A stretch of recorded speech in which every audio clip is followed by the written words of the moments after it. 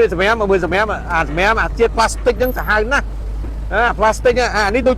វាយសមុកមួធ្វើប្របែកវាយសមុកមុខចេញហ្មង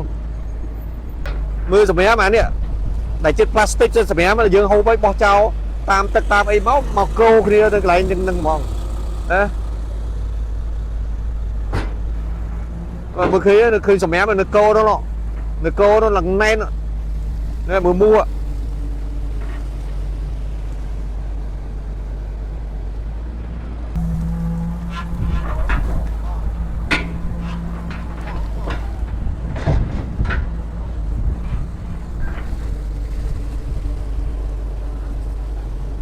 គោកឡើងខាប់បងទឹកទៅលេងរួច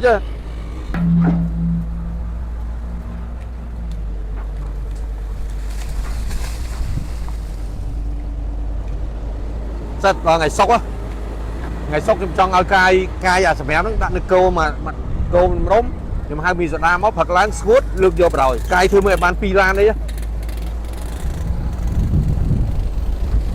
សម្រាប់មើលភក់គោកទៅលេងរួចគោកនេះគោកលេងរួចហ្មងអាហ្នឹងធ្វើឲ្យស្ទះវាដាក់ស្មៅនឹងកាន់តែច្រើនទៅវាកកទៅលេងរួចហើយសម្រាប់មកពីលើទៀតទៅបរោយឲ្យស្ងួតយើងដឹកចេញ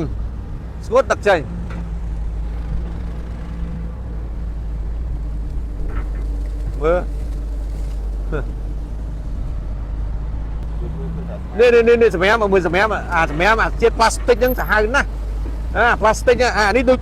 វាយសមុកមួធ្វើប្របែកវាយសមុកមុខចេញហ្មងអាហ្នឹងក្មេងឥឡូវគ្រុនឈាមច្រើនដោយសារអាមូសហ្នឹងមូសខ្លាមូសស្អីទៅអស់ហើយអស់អាលីងឥឡូវវាយសមុកអត់ឲ្យនៅទេវាយ8ឯកតកម្មឈប់ឲ្យមូសវាយសមុកមូសសមភូមិមូសចេញហើយដល់កនេះសើសម្រាប់វាឡាគោកគោកអានេះយើងធ្វើមួយជើងសិនបើកកំណប់តិចមើលគេគោកអស់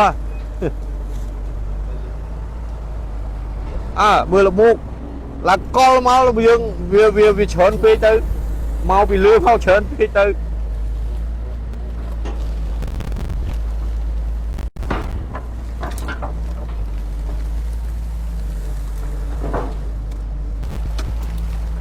បាន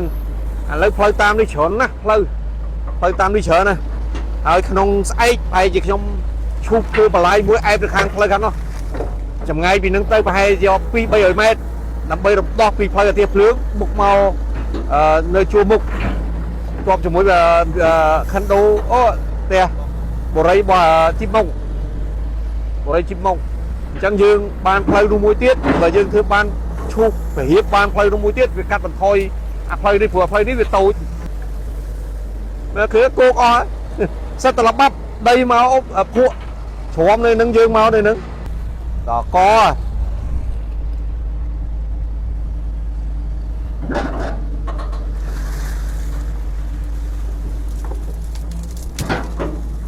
គោកអស់